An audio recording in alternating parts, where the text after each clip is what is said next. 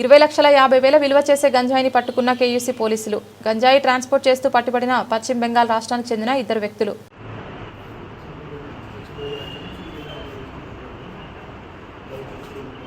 Reliable information మీద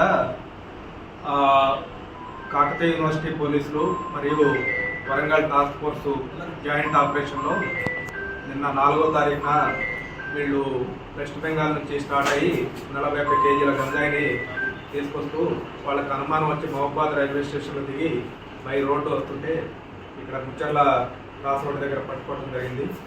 ఈ మొత్తం 41 కేజెస్ గంజాయిని సీజ్ చేయడం జరిగింది.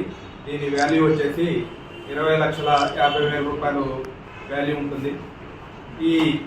వీళ్ళు వేరే వెస్ట్ బెంగాల్కి సంబంధించిన బర్మన్ అనే వ్యక్తి దగ్గర నుంచి కృష్ణచంద్ర బర్మన్ అనే వ్యక్తి దగ్గర నుంచి తీసుకొస్తున్నారు. ఇతన్ని ఇంకా అరెస్ట్ చేయాల్సి ఉంది. వీళ్ళిద్దరిని కోర్టుకు పంపించి రిమాండ్కి పంపించడం జరుగుతుంది. Thank you.